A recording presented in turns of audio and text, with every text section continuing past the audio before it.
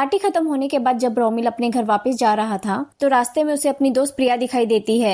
वो कई बार प्रिया को आवाज लगाता है लेकिन प्रिया उसे कोई जवाब नहीं देती और वो जंगल के अंदर जाने लगती है। रोमिल भी उसका पीछा करते करते जंगल के अंदर चला जाता है और अचानक से प्रिया उसकी आंखों के सामने से कहीं गायब हो जाती है। ये देखकर रोमिल बहुत डर जाता है और जैसे ही वो जंगल के बाहर जाने की कोशिश करता है वैसे ही कोई उस पर अटैक कर देता है। अगले दिन उसी जगह पुलिस को रोमिल की लाश मिलती है और रोमिल को इतनी बुरी तरह से मारा गया था कि पुलिस भी उसकी लाश को देखकर डर जाती है। रोमिल के मरने की खबर सुनकर उसके दोस्त भी काफी दुखी थे, जिसमें से उसकी दोस्त प्रिया भी थी जिसे रोमिल ने जंगल में देखा था। रोमिल के मरने के कुछ दिनों बाद एक दिन नैना को अपने घर में रोमिल दिखाई देता है, जिसे देखकर नैना वहां से भागने लगती है और रोमिल भी उसका पीछा करने लगता है।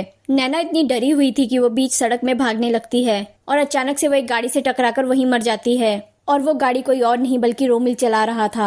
नैना के मरने के बाद तो उनके दोस्त और भी ज्यादा डर जाते हैं। कुछ ही दिनों में उनके 2 दोस्तों की मौत हो जाती है और उनकी मौत की वजह भी किसी को पता नहीं चलती। उन्होंने कॉलेज आना तक बंद कर दिया, उनमें से कोई घर से बाहर तक नहीं निकलता था और दूसरी तरफ पुलिस भी इन मर्डर केसेस को इन्वेस्टिगेट कर रही थी।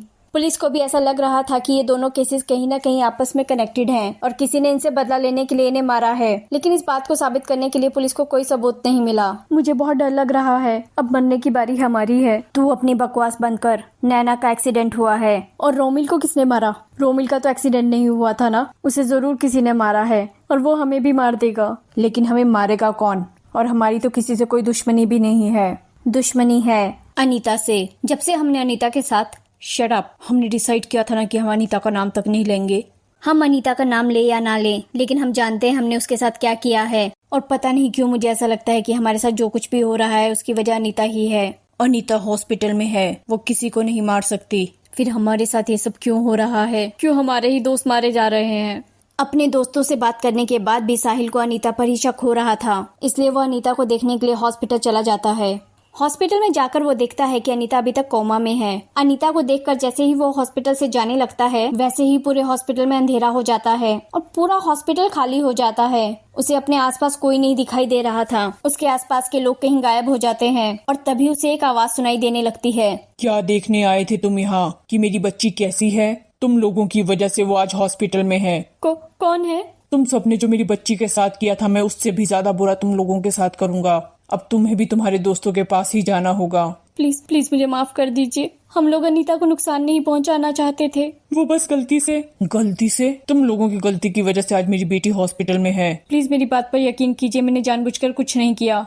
लेकिन वो आदमी साहिल की एक बात नहीं सुनता और उसे वहीं मार देता है। साहिल के मरते ही पूरे हॉस्पिटल में फिर से लाइट आ जाती है और साहिल की लाश देखकर सब लोग चिल्लाने लगते हैं। अब सिर्फ प्रिया और विकी बचे थे और साहिल के मरने के बाद कहीं ना कहीं उन्हें भी इस बात पर यकीन हो गया था कि ये सब अनीता की वजह से ही हो रहा है, लेकिन वो ये बात किसी को नहीं बता सकते थे। अगर उन्होंने अनीता के बारे में किसी को कुछ भी बताया तो पुलिस उन्हें भी अरेस्ट कर लेगी, इसलिए वो अनीता के बारे में किसी को कुछ नहीं बता पा रहे थे। अगर हमने पहले ही अनीता की बात मान ली होती तो आज हमारी बेटी इस हाल में नहीं होती। उसने हमसे कितनी बार कहा कि उसने कुछ नहीं किया, लेकिन हमने एक बार भी उसकी बात पर यकीन नहीं किया। मैं सच बोल रही हूँ पापा, मैंने कुछ नहीं किया। वो लोग मुझे फंसा रहे हैं, वो सब झूठ बोल रहे हैं। वो लोग झूठ क्यों बोलेंगे? उन्होंने खुद तुम्हें प्रिंसिपल के ऑफिस से पेपर चुराते हुए देखा है और प्रिंसिपल ने खुद तुम्हें अपने ऑफिस में चोरी करते हुए देखा है। पापा, मैं प्रिंसिपल के ऑफिस में चोरी करने के लिए नहीं गई थी, मैं तो उनकी कंप्लेन करने के लिए प्रिंसिपल के ऑफिस में गई थी। लेकिन उन लोगों ने प्रिंसिपल से झूठ कहा कि मैं उनके ऑफिस में पेपर चुराने के लिए गई हूँ। मम्मा, आप तो मेरी बात पर यकीन कीजिए, वो लोग मुझे कॉलेज पे बहुत परेशान करते हैं। कॉलेज के पहले दिन से वो लोग मुझे परेशान कर रहे हैं। रैगिंग के नाम पे उन लोगों ने मेरी किताबें तक फाड़ दी।